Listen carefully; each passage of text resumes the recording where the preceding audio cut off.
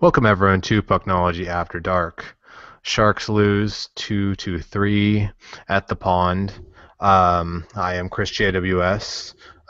We have live tonight at the pond, at the scene of the crime. We have the two Erics, and so we'll just go straight to them, start out, get their thoughts on the game, then we'll get back here and break it down even more. So, guys, I'll hand it off to you. All right, thanks so much. It's kind of surreal. First time meeting Landy here, so it's kind of nice, but kind of surreal to be on enemy territory doing this. This is kind of fun, Yeah, but it wasn't fun this game. yeah, it was kind of like that whole frat boy meets surfer party kind of down here, you know?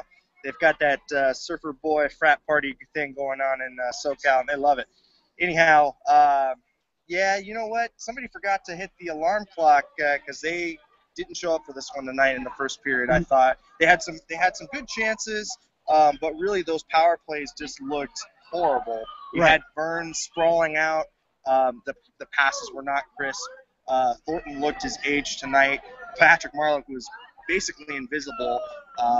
You had the young kids stepping up. You had Wingles step up. You had hell, Dinah Zuberis, who's older Yeah. than all of them, step up. But you know what? The big guns were not there tonight. They just weren't in it. And you know what? You can forgive Burns and Pavelski for the long weekend. But the rest of those guys, I look at 19 and I look at 12, and the big guns weren't firing tonight. And we're getting into concerning territory again for Marlowe, who's got one goal in his last 13 games.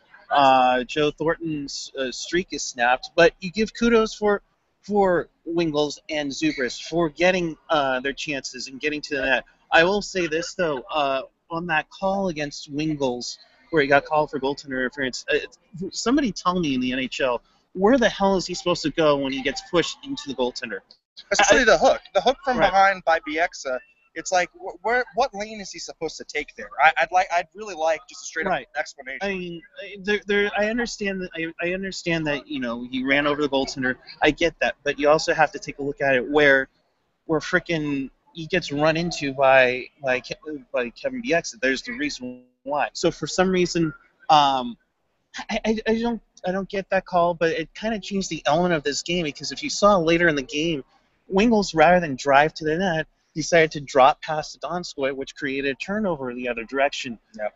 It's stuff like that where it can be concerning and kill gameplay, and that's where a referee's call can change a game. I just hope that Peter DeBoer doesn't chalk this up as a one-time occurrence. That all the guys are just getting back into it. I hope he kind of rails on him tonight because you know what, that their passing and their lack of execution was not good. I mean, that was one of the sloppiest games I think I've seen them play in a while. Yeah, and it's you have a week off. You're going to have a bit of a hangover, but you've got to come to play. February is doom or gloom. Like I wrote today on the website, you have 27 days to the trade deadline, and you're currently, you were up 3 points on the second spot. Now Anaheim's within Within three. Yeah, within 3. Yep. And they have a calling, game and in they're hand. and they're the hottest team right now, in the West with the Sharks losing tonight. So it's going to be interesting to see what happens. St. Louis coming up, another big game. They're back on the road. This team has played well on the road. I just don't know what they can do, but that power play's got to get better. Yeah. That power play's got to get better. They got some good chances late in the game, but you can't rely on that. Oh, and shout out to the PK. Chris Tierney looked awesome on the PK tonight. You know what? We are the Chris Tierney fan appreciation me and Ian, so I just got to get that in there. Anyhow, guys, I think that's it for us from the pond. Right. So Before you go, real quick, how was the crowd there? Was it mostly Ducks fans, Sharks fans? How's the I'd say, mixture? What, 70-30, 60-40? I would say probably like 65-35 Ducks, but there was a very large Sharks contingency, especially in section 408, where the Teal City crew had pretty much knocked a majority of the section off for Sharks fans. You can 408 represent. absolutely, and you could definitely see that this organization feeds off of the Duck or off the Sharks fans coming in. Yeah, we had concessions people say, "Wow, I mean, we see Sharks fans come out in force all the time." It's like, how long is that drive, you know? Yeah, no, it's It's not, definitely a much safer place than the Staples Center. Absolutely, Because absolutely. I would not be caught dead. There's that. Well, actually, I would be caught dead there because I would be killed. Right. No, and that's the thing is that there's the deadly intimidation factor in LA, but there's also that fun, you guys suck, we guys suck, we hate each other, but we're not gonna hate each other into a bloody pulp. Yeah, it's not like Giants Dodgers, No, yeah, definitely. And then when you go to Staples Center, that's what it feels like. It feels like Giants Dodgers. Yeah. So, with that, I would normally toss it back to Landy, so it kind of seems weird that I can't do that. So, guys, back to you. Have a great night, and we will talk to you on Thursday. All right, guys. Later. Thanks, guys. So we are now back here in the Pucknology After Dark studios. I am your host tonight, Chris JWS. So we will go around the panel in a moment here. If you'd like to get involved, tweet at us. Put up the graphic here. So use the hashtag Pucknology After Dark. You can tweet at any of us. I'm on the show tonight. Ian Reed at iReadPucknology and AJ Strong at AJ_Strong. So we'll go around, introduce the guys here tonight. So let's start with Ian. What were your thoughts on the game? The game was okay, I guess. I mean, I get the All-Star game excuse, but to me it was just that. It was an excuse. Like, a lot of there was 12 games in the NHL tonight, and some teams handled their business quite handedly, and I don't know. I just this thing that we were fed from, like, basically puck drop. Well, they're gonna be tired, and they're gonna not be sharp as normal. Like, this is the NHL. Get out of here with that shit.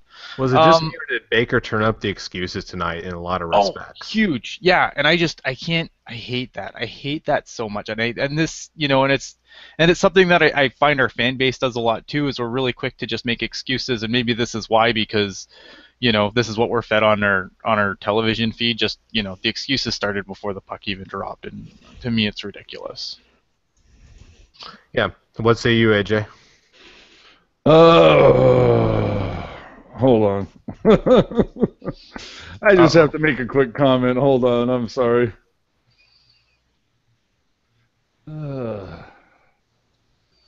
He's poning people on Twitter, so yeah, no, not doing that. It's just we just had a quick comment that said the Ducks had the same break the Sharks had. Yeah, okay. I is it me? I missed both of the 5-on-3s that the Sharks got. No, he means All-Star break. Like every all teams had the break. Okay. Anyway, yeah, using the All-Star game as an excuse. Get the fuck out of here. That's all BS. Watching the game tonight, it was all the things that I kept finding myself complaining about, bitching about, whining about, whatever you want to call it. It was. I saw Anaheim completely controlling the neutral zone for most of this game, and a lot of it had to do with the fact that Sharks were gliding into it. They weren't moving their feet. They weren't using any speed. They would just run up to their own blue line and then kind of glide through and half-ass pass. I mean, some abhorrent passing tonight, just god-awful passing. Yeah. Nothing could stick to – no puck was sticking to anybody's stick. I don't know how many times somebody healed it, or all these near misses. I mean, a lot of it, you want to talk about a game that was like puck luck. This was a puck luck game, and the Sharks had none of it. Just absolutely, delay a game, and we can go to the Wingles penalty later. I can see both sides of that, but I still go back to the fact that it's, 2 5-on-3s. You can't. You were able to knock out both of those, and yet the power play, especially when you're given the final 2 minutes of the game on the power play and you yank Jones, and so many chances that they just could not bury tonight. It was one of the unluckiest games I've ever seen the Sharks play. It was ridiculous, and I can't really say more than that. Is just so many times a puck getting healed or just wouldn't stick to the tape long enough for somebody to get a decent shot off. you know, I just and then obviously the worst being giving up a fucking shorty on that PK. When you're on the power play after what had transpired just before, it drives you nuts. So yeah, I go back to the fact that once again the one of the best power plays on the road apparently didn't make the trip. Power play goal would have been huge tonight. Would have at least got you a point. And kudos, the PK looks better, but the power play was MIA. And once again, going back to a lot of guys standing around. Even on that last power play with the final 2 minutes, I saw Ward down low. I think I saw Marlowe down low. And they're just kind of standing there watching Burns and Vlasic just shovel. They're not moving their feet. They're not trying to find open spots. They're not trying to clear lanes. They're just kind of standing there watching. They're being spectators. You got to get more involved. Yep, I agree with both of you guys for the most part. I agree. I don't buy this break excuse. I mean, I understand it for them being a little out of sync. I get that. I can definitely see that. But Anaheim had the same break they did, give or take a day, and maybe I don't know how many. I didn't count how many All-Stars Anaheim sent. I know they sent at least one. If the Sharks had sent like 5 All-Stars, maybe I could buy that, but they sent 2, which no. So I don't buy the All-Star break as an excuse other than maybe for sloppiness. Early on, what I saw that bugged me was how much they were puck watching. Like that goal, that shorthanded goal, they were staring at the puck constantly. It was the return of Tire Fire 2013, 14, 15. Now in 2016, we saw it again. That atrocious defense where it's just, okay, stare at the puck, stare at the puck, stare at the puck. Don't pick up the man. They could have buried a few more goals early in that game because they were staring at the puck. Later in the game, they got better at it. They tightened up a bit, which at least stopped the bleeding. But Anaheim does what Anaheim does best. They got a lead, and then they choked them out in the neutral zone. I mean, that's what Anaheim does. They do that like that 1-1-3 thing where they just basically they make it almost impossible to get through the neutral zone cleanly. And God knows the Sharks, that's not their forte anyways. So well, and the way to break that chokehold is to use your speed and to get skate it hard and get the puck deep. So many times tonight they didn't do that. Whereas we saw one thing that I mentioned on Twitter. There was a play, I believe, in the first period where Perron gets a hold of the puck in the neutral zone, takes it by himself all the way down low. Yeah.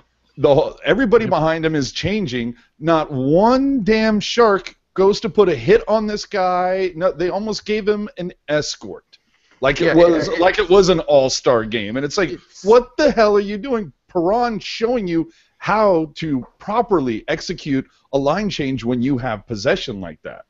Well, actually, it's not as much Perron as I would say it's the Sharks, though, because like the Sharks don't play aggressive. The Ducks do play. I mean, when it comes to seeding your own blue line, the Ducks defend their own blue line very staunchly. They clog you in the neutral zone. They force you to dump it in. They almost never let you skate it in, especially when they have a lead. Once they have a lead, they will not let you skate that puck in to save your life. You might get it in once or twice, but you have to dump it in every time. You have to chase. You might recover, but that's the problem. Like they couldn't do that until like late in the game. On the power play, I thought that final power play was actually pretty good. I mean, they couldn't get it in. Like they couldn't. I think that was where some of the puck luck came in. 'Cause I thought that was a lot of good chances. They managed to get they had so many times they're just like fan on shots, like puck bouncing. So I'm not that incredibly upset at this result. Like I don't think they played a great game, but I don't think they played a particularly bad one either. I thought there was some good, there was some bad. And, some of you can attribute some sloppiness to the break. Hopefully they get kind of back in their groove because, like, the last 10 games, they've had a point in every game up until this one for 10 games straight. So I'm not too worried yet. Like, this wasn't like a Winnipeg game, where they just completely went out there and shat the bed hard. So, I'm disappointed, but I'm not going to start worrying too much yet. Well, you go back to you brought up the Winnipeg, just absolutely bed shitting dumpster fire. Yeah, the dumpster fire that it was. But you go and look, and the following game, Detroit, they lost that game, but they looked so much better. They looked Yeah. involved and engaged. And tonight, I didn't see a lot of that from them. Not like I saw against the Detroit Red Wings tonight. As I stated, a lot of neutral zone, just as you said, ceding the neutral zone to the Ducks, not getting pucks deep, just gliding through, not moving your feet. And another thing you kind of pointed out that I think I don't know. I don't know if we're not talking about this enough. Ever since Couture has come back and he's been put in that center position on the third line, and you've had some stability in the bottom six, like they're the ones that are consistently showing up. You've got people wondering, where the hell is Patrick Marleau? Where is the Joel Ward that we saw in the first month that he was here? And granted, they're going to face somewhat tougher matchups because of where they play, but wow, has the bottom six, they got to be getting tired carrying the top six lately, because they're the ones that seem to be far more consistent coming out game after game after game.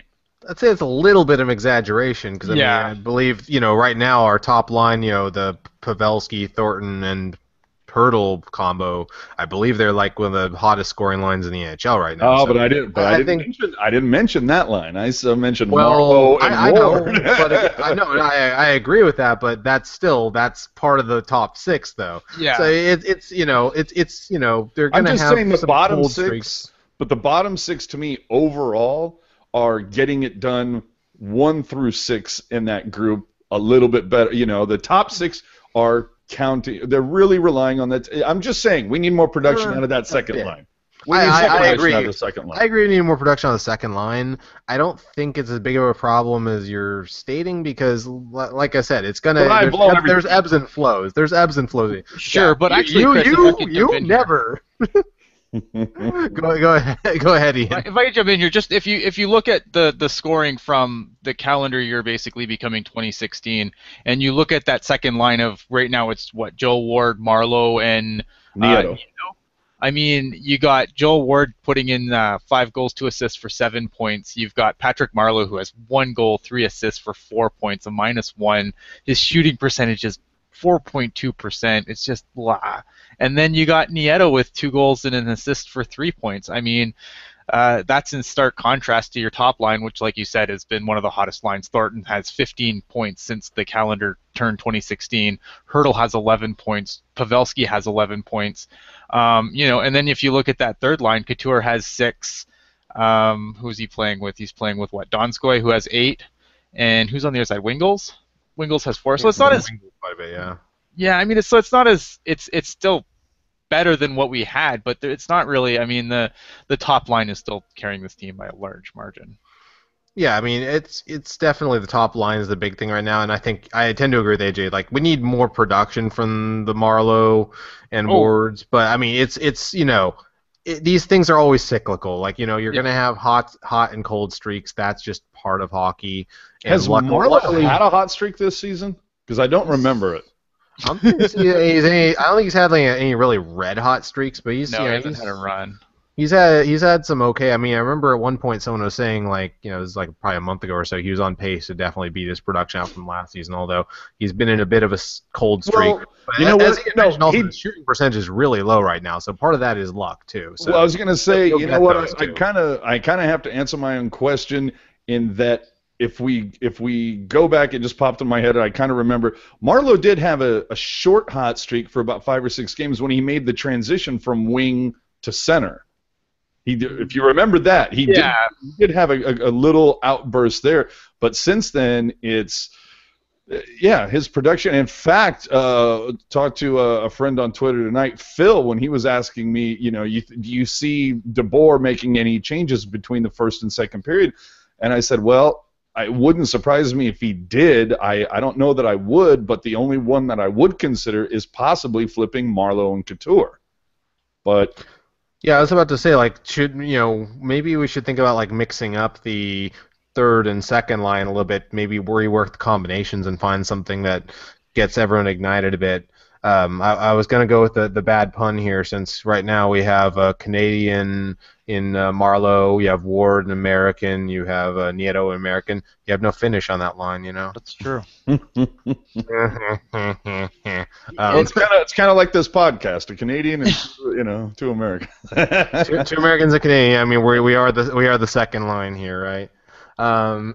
We need an angrier Canadian on that second line. Oh man, exactly. There you go. That's interesting though, because even in the chat, and this kind of was something that I wanted to kind of. Joey was talking about how Nieto, getting a chance to play with good players still isn't getting points, and I kind of agree here. To me, Nieto should be he's a bottom six shutdown guy. Yes. He's kind of like a bottom six spark plug kind of guy. Like he can make stuff happen, but he can't. Like I said, he doesn't have a lot of finish to him, but he can create plays. Yeah, right. I'd be interested in seeing Goodrow get a call up. Give Goodrow a game or two on that second line, or jumble it, because I really don't want to mess with what you see happening on that fourth line, because it seems that Tierney is just. Man, him and Carlson, they're really trying to they're finding a chemistry. Now Zubris, I mean, we saw what happened with him getting the first goal tonight. So Tierney is making the people around him better. But Nieto, we've gone on about this for I don't know how long, that he's, the new Torrey Mitchell. He's the all feet, no hands guy. For the life of me, I don't know why he is on the second line getting those minutes. When you have a Donskoy, I would be playing Donskoy above him. I would be playing Wingels above him. I would be playing Carlson above him. So I don't know what he has shown the coaching staff that is getting him on the second line. He's actually getting more minutes than him, though. Mm-hmm. Well, okay, but if you, depending on your outlook, it's a case of, well, is he playing with the better center, or is he not? Well, maybe it's the case of we just need to start thinking of the Couture line. That is the second line. And I was gonna say, we're going with semantics here about because we always call first line, second line, third line. Reality is there's usually two lines that tend to get the most minutes, no matter what you're labeling them as, and it seems like right now. Yeah. What we're calling the second line in this context is actually kind of getting. They have the third most minutes. It's the top line is definitely getting the most minutes. Couture line seems to be kind of right in the middle there. And then, we've heard that Pete DeBoer is supposedly not afraid to sit big name guys to send a message or what have you. I'm waiting for Marlowe to sit for a game. I really am at this point, or to at least have his minutes reduced significantly to try to drive something home.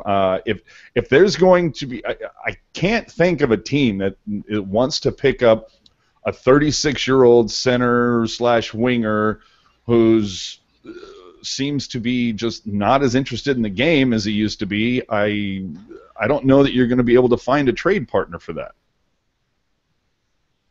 Where are you getting, though, he's not interested in the game? Because he looks the same as he always has. He's never looked like a fiery guy, dude. I'm not saying to me, I'm talking about just moving your feet. I don't know how many times tonight. 3, 4, 5, 6, 7 times. In the neutral zone, he's gliding. He's not moving his feet. He's not trying to create. He's not doing anything to try to make something happen. Now, when he gets it low in his own zone, he's in there, he's using the body, he's hitting people, he's trying to get the puck, but it's just that rush. There's something, I don't know what, but I feel like he's just lost a step, and I just look at it on the neutral zone, there's just something about it. It's hard for me to put into words right now because I've been drinking, but I don't know. I'm so soured on Marlowe right now. I can't even. But I'm hoping that we don't see the return of February. Hopefully somebody shows the Sharks this is not February 2015, it's 2016. So we don't have another godforsaken February like we had, because we all know that for some reason February hits. I don't know if the Sharks are racist against Black History Month and they don't want to perform. I don't get it. I don't know what it is, but they need to do something about their performance in February and get over this. God damn it, AJ, did we not just say in our production meeting, stay away from race? There you go. First show back from the All-Star break. It was a fucking joke, people. Let it go, baby. It was a joke. Uh, I know. I'm just but saying, the like, it is pretty funny though. but the start of January was the Winnipeg game, which was an absolute tire fire. Tonight was not a tire fire. Hopefully, to me, this game, like I said, just bad puck luck. They could have won this game by 2 goals, maybe even 3, if a couple of those bounces go their way and you don't take a couple of those bad penalties that lead to 2 5-on-3s that, lo and behold, they were able to kill. One of those significant, I believe, about 58 seconds. So, And it seems like a perfect transition right here to talk about that Wingles penalty right there. So, you want to go first, AJ? no, go ahead. Okay. Well, I'll be the bad guy here. I actually didn't have that big of a problem with it. I think Bieksa gave him a little bit there, but honestly, he was gonna plow him either way. I think so. And if an opposing player had done that to the Sharks, we'd definitely be calling that a penalty. I try to be consistent in how I look at it. I'm gonna say I don't really have a problem with it. I don't love it, but I don't really think it's that bad of a call. So we can go to the angry Canadian and let him give his take. Angry Canadian isn't angry at all. I like to consider myself much like you in the fact that I try to look at calls evenly and I try to look at what would make me angry if it was against the Sharks, and I really don't have a problem with that call. It's going to get called every time. It just seems like such a routine call to me that it's not worth getting upset over. I think Bieksa would have had to give him a little more juice than he gave. Like he gave him something there, but he would have had to really maul him to get that either overturned or have it go the other way. Yeah, Well, no, exactly. And give it up for BX for playing that smart.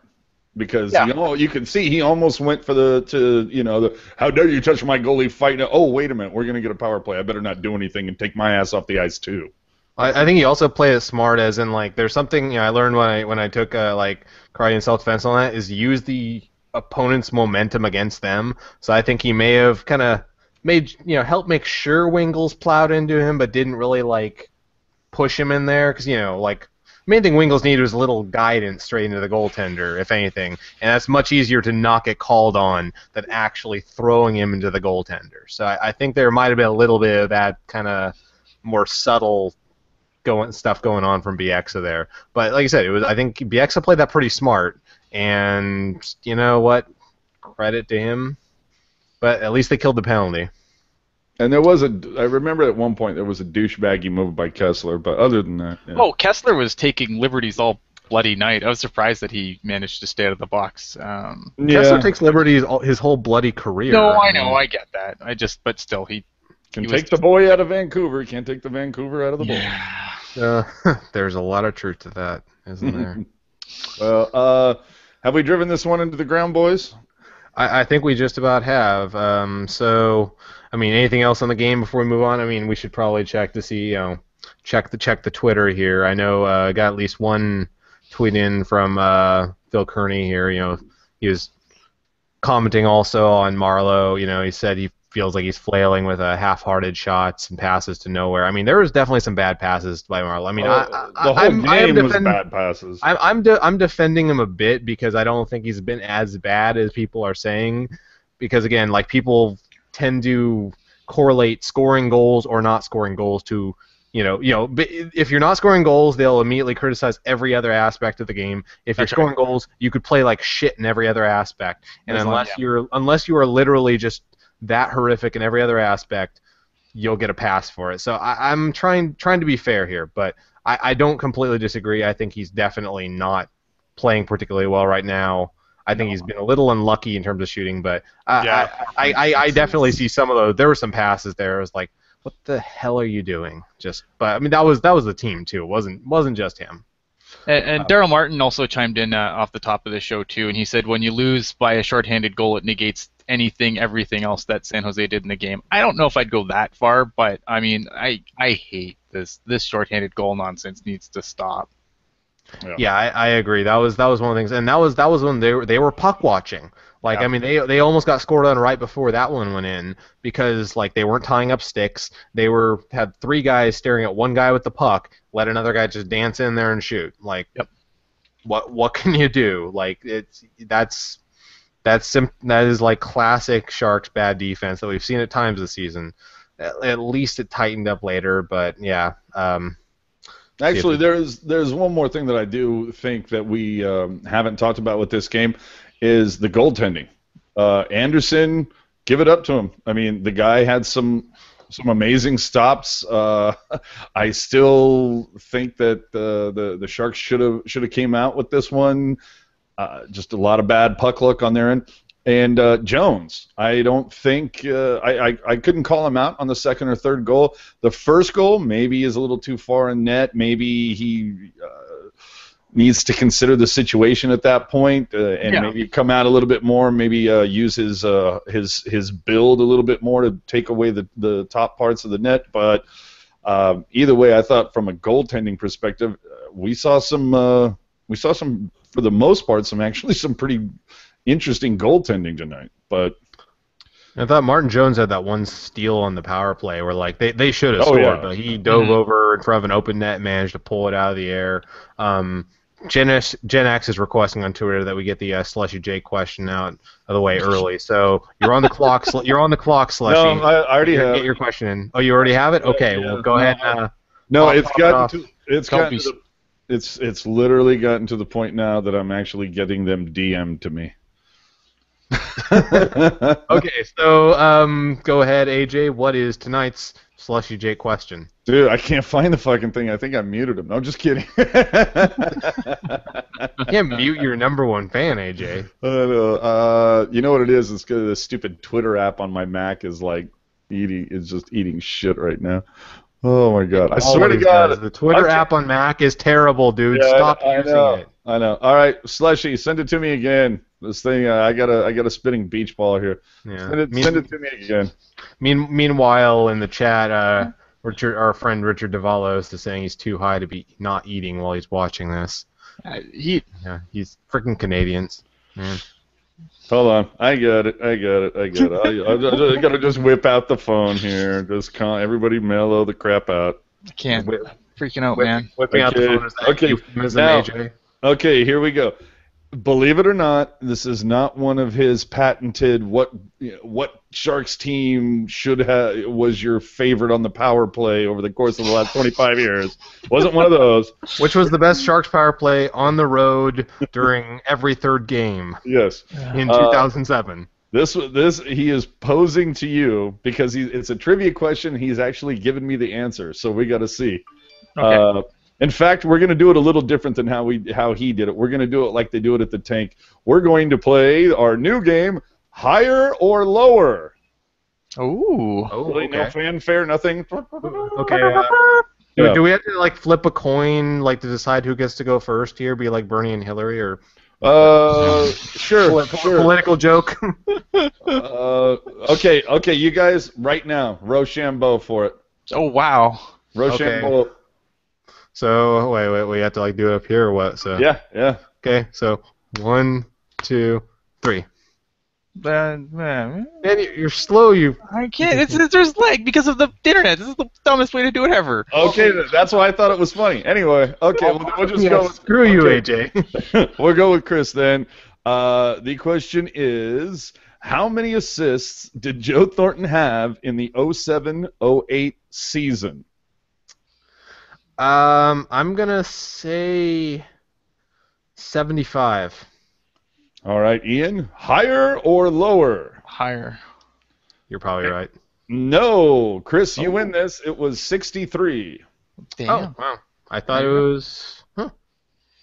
Okay. Actually, I was thinking 05-06. That's why I went that high. But okay, that works. So what do I win? Do I get a skips gift card or something? Slushy Jake will now bother you during the next broadcast, where he sends you the question and you have to ask us the trivia question. The hell he will.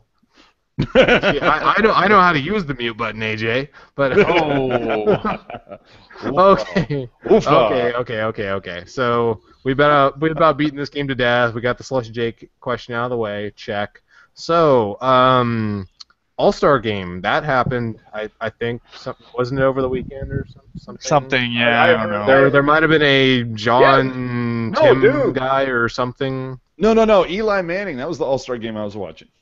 I was watching the Pro Bowl. I mean, we need some more 49ers analogies here just for Gen X. Absolutely. But in all seriousness, though, so the All-Star game, what is it? How funny is it that the one thing the NHL tried to get out of the weekend ended up being the most compelling thing about the entire weekend? Well, I'll start. It was you could not have scripted that any better. And funny you say that you can say you could not that the saying you could not have scripted that any better. Just because I'm hearing tweet after tweet about a potential movie happening. So you couldn't have scripted that any better. I mean, are you kidding? The guy that the NHL did not want there started out on this silly vote with the whole vote for the worst kind of thing. And, Rocket really nailed this a few weeks ago on the Teal Tinted Glasses podcast, where nowhere on there did it say vote for the person who has the best stats or vote for the player that you think scores the most goals or so. It was vote for your favorite. Yep. And that was the determining factor. Vote for your favorite. This is the guy we want to see. If Alex Stalock is on the ballot next year, and if he happens to be your favorite, by all means, vote for him. But the whole thing was vote for your favorite. I'm so happy that the NHL acquiesced to fan demand and said, we need to put this guy, we need to let him go in and captain this thing, because if we don't, we're going to look like bigger douchebags if that is actually whatsoever possible. So the fact that they let him participate, did you hear the welcome that the fans in Nashville gave that guy when they announced his name during the skills competition on Saturday, when he came out on Sunday for the game? They're chanting MVP. They're chanting John Scott. The fact that there were 3 people, none of them John Scott, who the NHL put up for the MVP, and of course John Scott won that as well by a landslide. Mm-hmm. And even Taylor Hall, one of the guys who was up for it, even tweeted out, you guys should have been voting John Scott the entire time. Just the fact, all the players got behind. Everybody was behind this, except for like Gary Bettman and the front office at the NHL. Those are the only people that weren't like into this whole thing. Everybody else loved it, and so and the fact that Marlowe, the fact Burns and Pavelski got behind it and got him that first goal. And if you look at it, you can kind of see the guys on the opposite side of the ice are kind of like, yeah, just go ahead and tap that one in. But the second one he got, that was a nice little snipe shot. It was a good shot, but and then to top it all off, the Pacific wins the whole fucking thing. You couldn't, and then the MVP, you couldn't have scripted it any better. If that's the last game he ever plays as a quote unquote NHLer, I don't think it could be any better. But you can walk it off, man. Yeah, just like walk off into the sunset as a champion, and just know that all these fans are behind you. I thought it was fantastic. And it was the first NHL All-Star game that was worth watching for me since Nolan called his shot against Hasek almost 20 years ago. Yeah, so Laurel wants to know if they make it a movie, who's going to play AJ in the movie? An angry tree. An angry tree. Yes, most definitely an angry tree. And speaking of angry, we go to Angry Canadian for his thoughts on John Scott in the All-Star game. Yeah, I mean, I won't go too hard on the All-Star game or on the John Scott aspect anyway, because I think AJ covered it really well. I think it just one thing that it shows though is like what a fraternity that the players themselves are, and how like it doesn't matter like as long as you are as long as you're putting on the skates and you're getting on the ice, it doesn't matter if you're an all-star scorer Joe Thornton or you're lowly Dylan DeMello, you're still one of the guys. And I thought that aspect was really not talked about going into it, like how the players really weren't going to have a problem with this because they take care of their own. To talk about the weekend itself, though, the game itself, I thought the game itself was great. Like, this is the most interested I've been in an All-Star game. I thought it was competitive. I mean, they took care of all the things that that are normally a problem with the All-Star game. All-Star game's usually a non-hitting affair. The 3-on-3 took care of that because 3-on-3 there's barely any hitting anyway. And it also got to let like the goaltenders shine and the defense shine. Like really everyone kind of, it wasn't like, oh, here's a 3-on-0 and no one cares. They were competitive games, and it was actually, considering there was nothing on the line, I mean, it was still, I thought it was entertaining to watch. Hey, a couple of those goalies had some incredible saves. Oh man, Roberto Luongo was out of his mind all weekend. Like I think if anyone I was impressed with, it was Roberto Luongo, who out of his mind all weekend. Like just some of the saves he made were ridiculous. Which you would never see generally in an All-Star game, Right. I mean, because normally it's like, no one's playing defense, so it's 3-on-0, and, the goalie doesn't have a prayer against, like, oh, it's Seguin and Ben and, and enter other guy here and, and one goalie all by himself. What the hell's the goalie going to do? Nothing. So I thought that, this is a format I'd like to see them keep and go forward, because I'd definitely tune in to watch that again. Absolutely. And the funnier thing about that is listening to the Vancouver radio guys, some of the Canadian guys, the NHL guys, some of the guys who kind of initially poo-pooed the idea are all behind it now. Thought that, yes, now it makes it kind of compelling, and it does make it stand alone, especially the idea of this tournament thing.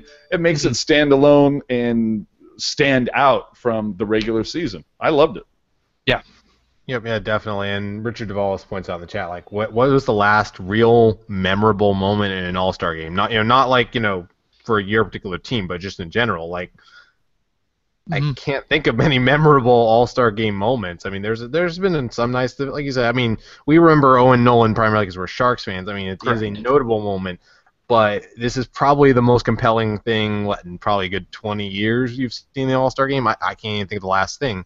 But the funny thing to me is really it shows still how little the NHL understands its own damn fans. Yes. And it's guys, because I mean they tried so hard to kill this, and I'll admit this. I underestimated how many fans really wanted this, because I think I said on the show, and Gen X called me on it, that I thought it was a minority of a minority, and maybe it started out that way. You're making it about race again. Okay.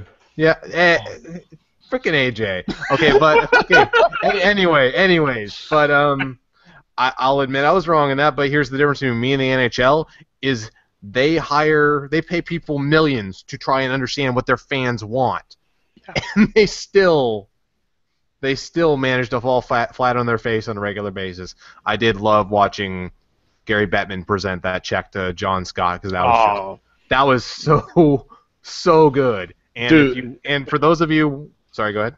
Well, I was just going to say, but the check being because the Pacific won the tournament, but for me what was even better is just watching him grit his teeth as Scott was presented the keys to the car for the MVP. It was just like, oh, Bettman, fuck you just so hard. Where's your shit-eating grin now?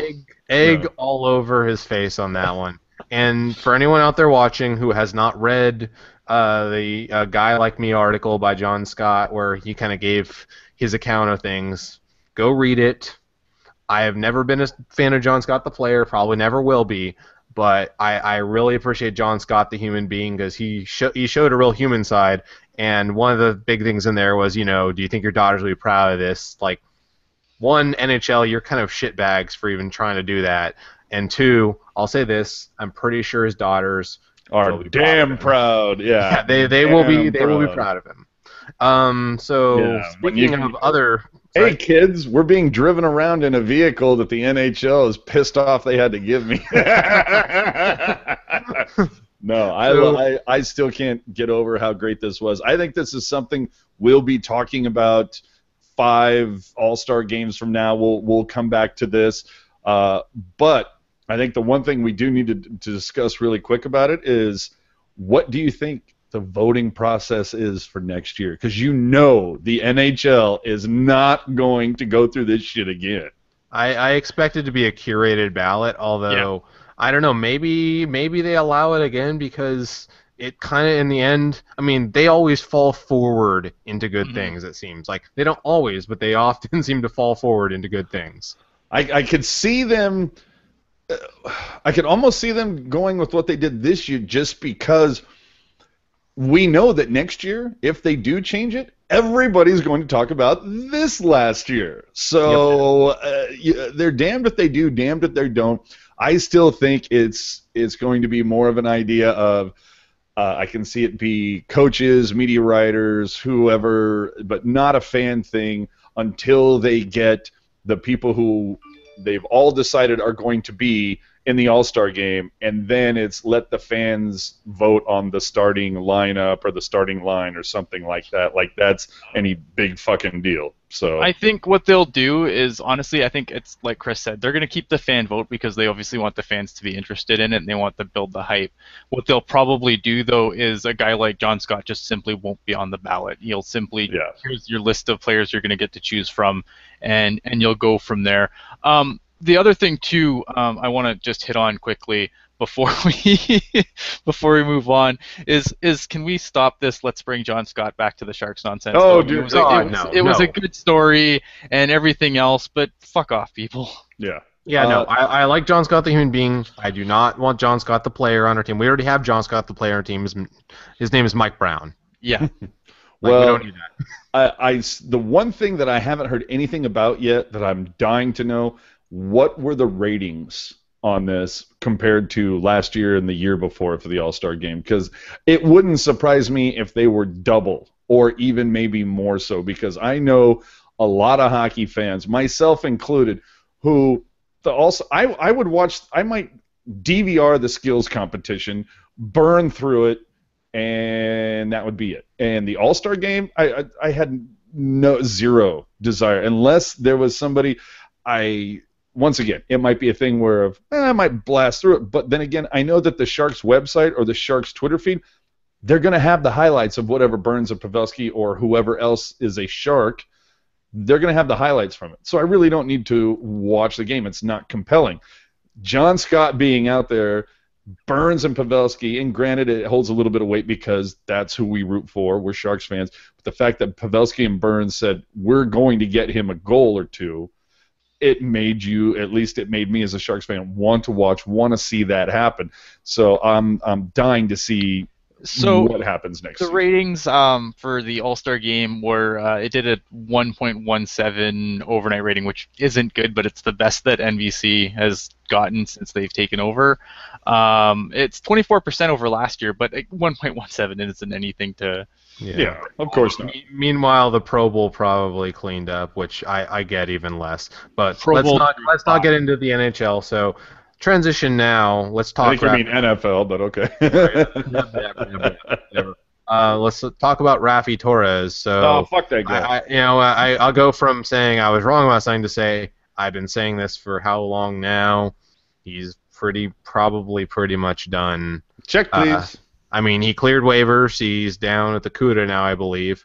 I think they're hoping they can stash him there and maybe get something out of him. But I honestly, at this point, I don't think he even plays one game this season. I think he's about done. Yeah, I can't see Raffi Torres coming back at this point. At this point, he's a black ace at best. You might throw him out in a playoff series if you absolutely need him when you can expand your roster. But I just don't see it. Dude, how cool it would be, or how cool would it be if he pulled like a when was it? Was it 02, 03, somewhere in there? How funny would it be if he pulled like a Peter Forsberg, just out all year, and then comes back for the first game of the playoffs and just like wreck shop? Now, granted, no one is ever going to confuse Raffi Torres with Peter Forsberg, but right. But I'm just talking impact in the game. It would be very funny and so fitting that Raffi doesn't play an entire game for the Sharks during the regular season, is given the green light in Game 1 of the playoffs, plays, and just has a ridiculous game. See, we already had one movie this year with this John Scott thing. I don't think we're going to get two.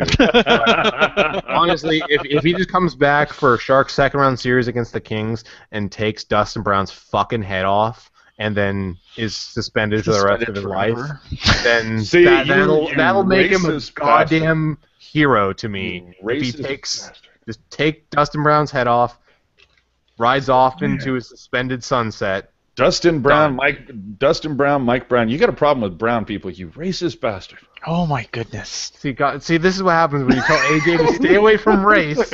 You can't let it go. God damn it, AJ. It is funny. I know it is, but God damn it, AJ. They're all jokes. They're not gonna hurt. So yeah, Rafi, he's done. It was a hell of a try. God, I wish that would have worked out, but just tonight's game is kind of like Rafi's career with the Sharks. Just bad luck, man. Bad luck. Yeah, that's why I'm not really that upset. 'Cause I heard some people bemoaning as a horrible signing. Like, I don't think it was a terrible signing. It was an unlucky signing. Like sometimes luck doesn't go your way. How great was he when the Sharks very first got him? It Very looked good. like that was going to be that it was going to work out fantastic. Hey, he looked pretty damn good in the 16 games that he played. I'm just saying. Right? Exactly. I mean, this is you can bitch about this, but you're bitching with the benefit of hindsight. Going into it, yes, okay, we knew the suspension problem. Okay, that I will give anybody. You know, we knew he had a suspension issue coming in, and that the NHL was going to hammer him whenever chance they got. We knew that, but this injury, I mean, that just happens. I mean, you know. We could have another player that we like far more blow at his knee tomorrow and be done, career over, and that's just the breaks, man. That happens. It's just there's nothing you can do to control that. There's no, Doug Wilson doesn't have a crystal ball. Frickin' Davalos here in the chat. Fuck you, Davalos. He's saying, you think Rafi Torres has more goals in the Stanley Cup Finals than the San Jose Sharks? Yeah, but let's see. Sharks have about as many Stanley Cups as your goddamn Vancouver Canucks, so shut the hell up. I'm gonna go burn a police car. All right. Okay. Yeah, exactly. You're high and stuff right now, Davalos. Why aren't you out rioting or something? I don't know. Sorry. Ouch. Whoever resident Nux fan. I don't know. He seems to root for everybody somewhere between up and down the coast. I don't know. Everybody, Anyways. but anybody that's north of Bakersfield, he's okay with. He gets south of Bakersfield, and he's like, everybody's an asshole. Hashtag SoCal sucks. Yes. Moving on. You guys, I don't know if you could have missed it at all. I have thoughts on this. Okay. There seemed to be a little bit of problem with the NHL app, NHL.tv, and I thought there was supposed to be some new marriage with Major League Baseball that was supposed to start with February, and everything was supposed to be awesome and hunky-dory and badass, and what happened? They're already batting below the Mendoza line. I mean, goddamn, what the hell was that? I mean, I actually had to illegally stream it. I never do that. I actually watch my games legitimately. Damn it, guys! What the hell? So, yeah, just massive faceplant by NHL.tv. Dude, I heard failing all game long. Dude, I heard NHL ties just threw the laptop and the telestrator out there, the Tilestrator out the window. Nothing could happen. I assume he just went to he tried to go to the headquarters of NHL TV with a tie and choke people out or something. Yes, I would believe that would be the case. NHL ties he's got to go buy a new Tilestrator now. Ian, how is your feeds up in Canada, or is it the same as always? I use hockey streams because I like to watch everything, so I was not affected by these issues that you say. You know what I will say about the website though itself? It's a lot cleaner on my phone to look at on the phone. It's a lot easier to look at their website on the phone, but. See, that's the problem with a lot of this stuff, though, that everything they're gearing everything towards the mobile platform, and that problem being is I would rather see sites continue and call me old-fashioned. You're old-fashioned. I'm old-fashioned. Yeah. Call me old guy, get off my lawn, but I would rather see sites use their sniffer and figure out, is this a mobile device? Is this a computer? Hand them the optimized site for the particular device they're on instead of forcing everybody into this mobile platform, because while some of these things look more than fine on my phone, they look like dog shit on a web browser on a 24, 27, 30-inch monitor. They look... Most people don't use monitors that big either, AJ. That's true. I mean, AJ's compensating for something. But From working for you a web racist before I bastard. got laid off, I mean the majority of people are the clear majority of people now are browsing from mobile devices. Yeah, Yeah, no, yeah. I get that. I totally get AJ's that. a web designer, so he should know this. Yeah, no, I get that, but that's the whole thing is it's that quality control and that fine line, and people seem to be just shit canning. I mean, remember the good old days when you would come across websites that at the bottom would say, optimized for 800 by 600 with a Netscape browser, Oh, jeez. Wow, AJ. You're showing age right there, bro. But that's what I'm saying is you used to see that crap, and they figured that out. They have to figure out this shit with the mobile. There's too many things. Actually, you know what a great and you know what, gonna give a plug to one of our former compatriots on here, Shalana, for Bay Area Sports Guy. If you look at their site on a browser, if you looked at it on a mobile device, it renders properly on both. And that's the way they should be doing it. The new NHL website is, for me, I'm not a fan of it. It's all the big graphics and everything looks like fucking BuzzFeed now. It's annoying as shit. Well, you should know this. Web design always there are certain things that get trendy, right? I mean, remember like 10 years ago. I can't wait for animated GIFs to come back. No, but you remember 10 years everywhere. ago, everyone and their mom 10 years ago had a Flash website. You remember those atrocious, horrible websites? Oh, remember when everybody had your back button. Or the pixelated wallpaper on their website. That was always fun. You're talking about GeoCities or something? Yeah, sure. Oh, yeah. Angel Fire. Yeah, oh, man, who's showing their age now, fucker? Okay, so anyway. Dude, I've been on the internet since I was like 5 years old, okay? Screw you. Since DARPA. Okay, anyway, so Hey, I once had AOL, but I grew out of it. when he was 5. Yeah, exactly. Like, I had AOL when I was 5, and I got rid of it when I was 6, because I thought I could do better than that. So, moving on to apparently the new things. NHL app and the new site suck, and so we'll probably see Gary Bettman apologize to them and then give them both a MVP trophy and $1 million. Actually, no. Gary Bettman will come out and tell us it's exactly what fans wanted. Yeah, that's probably it. The fans voted. Yeah, the fans voted for it.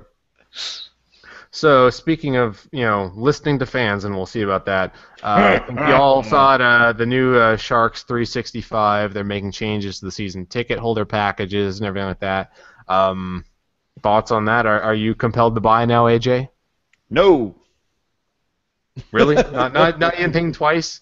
Not even if your buddy Totora might come out and like glad hand you once in a while? Actually, you know what? That should be something they should put into the package, to be honest with you. No, it's a case of if you looked at the new things that the Sharks are offering, and I just happen to have a flyer right here. But you see some of the things that they're handing out now with these packages. So the new things here, obviously, they're still going to be doing the stuff that they used to do. They're the free right or the first right of refusal for season tickets. Well, of course, that's a gimme. That's every season ticket holder. I don't care what sport it is. Obviously, if you supported the team for the length of the season, you automatically should be getting first right of refusal on that. But the things that are new, which I think are interesting, are the things we need to discuss. Now, one of the first new things that says, new, early entrance to SAP Center. Well, the thing, and the thing is, well, here's the thing. When it comes to a lot of this new stuff, it's so vague. It doesn't say you get in 5 minutes early, 10 minutes early, 15 minutes early. It doesn't say that you get like your own entrance like the suite holders get or anything like that. And is early entrance that big of a deal for a game? I mean, there are people that usually are. I mean, do you really need to be in line 5 minutes before somebody else to get your Gordon Biersch and your round table pizza or what? I mean, I can understand that might be cool if you want to eat there and so it affords you the opportunity to get a table and a chair, but generally, if I've gotten in early, or not early, but if I'm in there within the first 10 or 15 minutes when the doors open, I've never had a problem finding a table or chair. I just don't get the idea of the early entrance. Now, if it's a case of you show up at 6:30, 6:35, and it's for a big game, especially maybe a playoff game, if you have a Sharks 365 ticket holder only line that you're able to bypass the line, then yes, then I see it as being a benefit and I'm into it. The other option that they give you, and that particular option. Well, before we jump on from this real quick, one thing. So having been a season ticket holder before, I never really. Hold on, for the Sharks or something else? Yeah, for the Sharks. Okay. Being there 41 games or close to that is honestly kind of a chore at times. Yep. I never really felt that. I showed up like right on time most of the times because I'm there so much. So I don't know. Maybe some people would like that. I wouldn't actually really. I would never use that perk because like you're there so much, like as it is. Yeah. No, I completely agree with you. That's why I said getting in early to me is not a benefit. But if I get there and there's a line, bypassing a line, yeah, that would be awesome. That might be helpful a bit, but I mean, honestly, the lines aren't that bad. They aren't. But have you ever gone with a woman who has a bag? Yes. I am married. Yeah. So. But sometimes that can be a pain. But anyway, that is something that's being afforded to.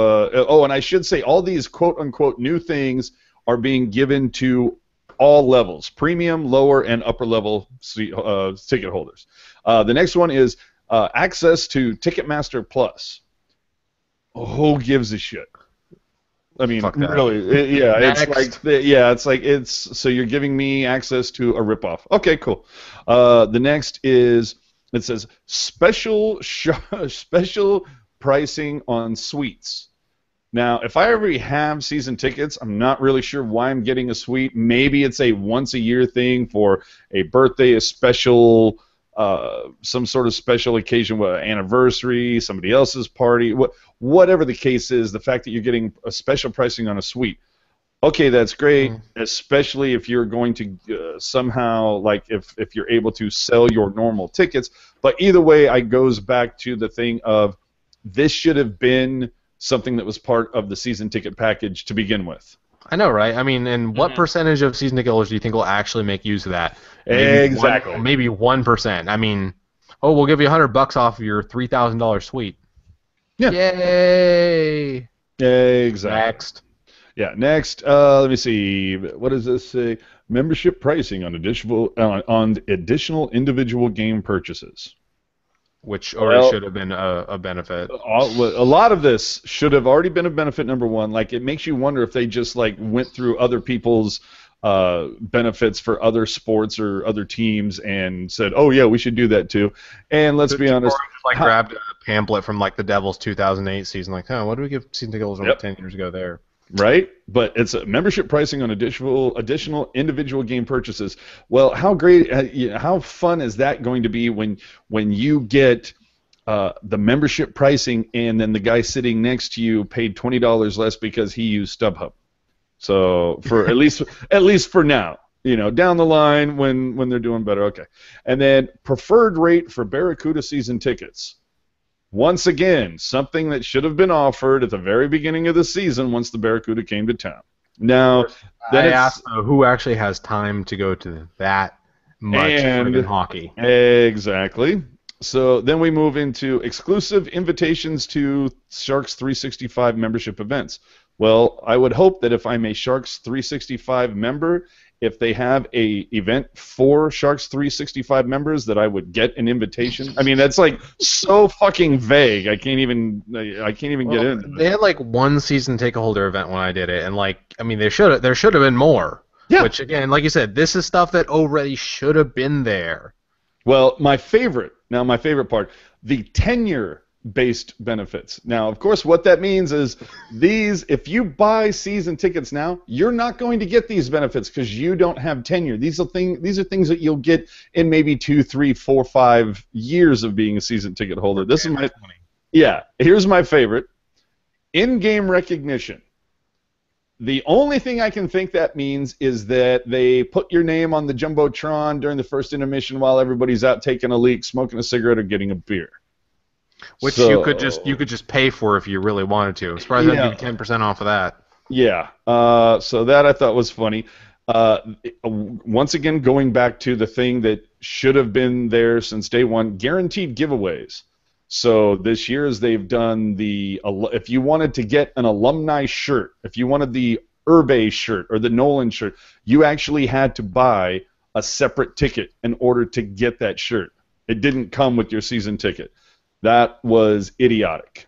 Mini locker, the shirt, the man cave sign, the wine glass, whatever. All of that should have been guaranteed. They should have just shipped that to your fucking house as soon as they came in.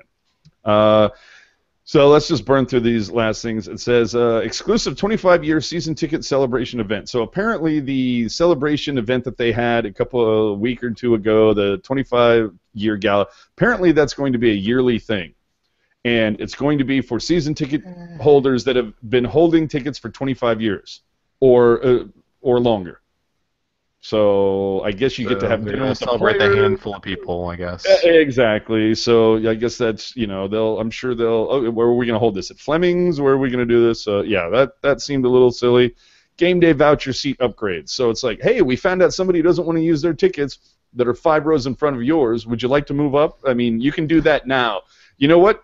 I didn't get a voucher for a seat upgrade, but when Rocket and I were at the game versus Colorado last week, the seats that she was given, because she won them, the seats that she was given were 10th row in the upper bowl. And by 10 minutes into the first, we were sitting 4th row from the glass. That's a hell of an upgrade. Didn't need a voucher for it. We just needed we just needed some empty seats, bro. You heard of the 5-finger upgrade? Well, that was just the 2-step upgrade, or I don't know, whatever you want to call it. Yeah. Anyways, so let's wrap this up. Final thing. Gen X is calling it Boring City or whatever. Yeah, he's losing his shit. Okay, and then the last one, group photo on the ice. Once again, something that should have been done from the get-go. Something that you can do as a season ticket holder. You can do that when you go to the super sale. They got the fucking shark head down. You can take a picture with the shark head right there. So it's all just silly. It all should have been there already, and a lot of it's stuff that's going to cost them very little because honestly, a lot of those perks people are barely going to take advantage of. So really, there's nothing compelling that says, oh my God, now I really want to be a fan. And as you had stated earlier on about like John Tottori coming out and like glad handing people. That seems to be more what Sharks fans that I've talked to want. They would like to, say, have a meeting, have a season ticket holder thing where they get to come in and ask questions to Totoro, Wilson, Plotner, or whatever. Be able to have that talk that they used to do with season ticket holders. We all remember what happened. Yeah, we kind of remember. I think there was something that happened in one of those last year, and there were some comments that Wilson made about Thornton, and that kind of got blown up a little bit. So they've done that before. And how about a season ticket holder thing where they get to interact and discuss things with Ruzanowski and Hahn and Hedekin and Baker and those guys? And let's be honest, for the most part, the Sharks fans that I've talked to that season ticket holders, they want their asses kissed a little bit more. That's pretty much it. Yeah, exactly. They want to feel special. They want to feel special, and right now they don't. Yep. So one thing real quick before we finish up this, Phil Kearney on Twitter mentions that if you renew right now, I guess they're giving out vouchers for like some $600 worth of food and beverage. Oh, so $660 worth of food and beverage if you have the top tier ticket. Ah, okay. Well, I guess that's something. If you are a high roller, which in case you probably aren't even that worried about any of this shit because you have so much friggin' money. Yeah, whatever. Yeah. So. It's a case of, you get like $660 for food and vouchers, and that's over the course of the season. They broke it down. It's basically $16 a game. So you basically get a Togo's and a soda for free for every game, and the vouchers are per game. They can't be rolled over. If you miss it, it goes for every fucking game. Yeah. So it can't be rolled over. And then if you've got the higher level seats, I think you get like $5 a game, so you can get like a bottled water. Yeah, no, that won't even buy you a bottle of water. That'll get you like a cup of water maybe if you're lucky. Yeah. So one last thing to touch on before we wrap up. Good old Gary Bettman got an extension, did he? I hadn't seen that piece of news because 2022 or something. Still can't believe that. Yes. Just how long has it been? I mean, we're like 25 Forever. years. Yeah, for a while. He came I in just assume, after. He came in just after the Sharks came in to the league. I assume they're locking him in to make sure he's here for 2 more lockouts at least. At least. They need the bad guy for a few more lockouts. But I mean, here's the thing about the Commissioners. Whenever we say Roger Goodell sucks, we say Gary Bettman sucks. I forgot the baseball commissioner's name. Bud Selig, I think is who it is right now. No, Selig was replaced last year. Okay. But you know, we always say these guys all suck, which I mean, in many cases they do. But they aren't really there to look at the fans and do what the fans want. They are there to make the owners money, and That's right. somehow, I said before, the NHL is always falling forward. It's like the Lane Kiffin of sports leagues. Like every time it looks like they just screwed up, they fall forward into more money. I mean, they've managed to grow in spite of their management, in spite of all the stupid things they've done, all the lockouts. They've managed to do it. They've done a lot of good things too. I mean, let's not pretend that like everything the NHL does is bad. I mean, the Winter Classic was a huge ratings boost for them. The Stadium Series, I mean, they've made tons of money off of the outdoor games. Did they probably overexpand? Yes. Are they going to continue to overexpand? Probably. Definitely. But at the same time, though, I mean, since Gary Bettman's took over, I mean, this business has grown exponentially. And the other thing too is like, okay, so you get rid of Gary Bettman, cool. You're not getting rid of the owners. The owners are going to stay the same. Yep. Bill Daly is going to take over. What changes without Gary Bettman there? Nothing. Losing Gary Bettman is not going to change anything. We just don't have to see his smug, stupid face so anymore. You get to see big, A different See smug, somebody stupid else smug, face. stupid. Yeah, exactly. Stadium Series, you know what though? Again, you can say it's a waste, Richard, but at the same time, I mean, it's generated stupid amounts of money for the league, and it's helped keep the cap at least somewhere on an upward trajectory, even though the Canadian dollar is falling. So I mean, so there's a lot of things you can fault Bettman for, but at the same time, you just replace him with Bill Daly and nothing changes. We're still heading for another lockout, I'm sure, and. And the Canadian robot must be objective. Like, damn it, dude, we're gonna trash Batman, and you wanted to get all. I know. Get all objective on this thing. Get the booing, hissing noise going. I don't know. I was honestly waiting for the fuck that guy. No, fuck that guy for sure. But whatever. I mean, nothing changes if you get rid of him. That's my point. Yeah. Yep, for sure. So let's go ahead and we'll wrap it up here. So, if you're new here, feel free to subscribe down below. You don't have to. If you like what we do here, it's up to you. We're here after every game, and I believe we're coming up on a national game, are we? I don't have the schedule right in front of me, but when national games come up, we are your only post game. So wrapping it up, Sharks lose 3-2 in Anaheim, and it was a close one. It was a good game. Too bad. We're back again when the Sharks play. I hope you guys have the schedule. No, the schedule. The next national game isn't until Monday against St. Louis, and when I say Monday, I mean the 22nd of February. The next game, Thursday, February 4th, against once again St. Louis in St. Louis. Game time 5:00. And Duvall is like, how do none of you have the schedule in front of you? No, I just said. I have it. I got it right here. I know. But the thing about this, and once again, we don't want to turn this into a whole fuck the schedule makers. This is let's not do that. Tonight. Yeah, but tonight we finished. We will not see Anaheim for the rest of this season, and this Thursday will be the first time we're seeing St. Louis all year. Yep. Likely on a collision course, the way things are looking out in the playoff picture, so we might see them again this year yet. But anyways, Sharks lose 3-2. We're back again when we play St. Louis. For AJ Strong, for Ian Reed at iReadPucknology, my favorite Twitter handle. I'm Chris JWS. Y'all have a good night. Peace out.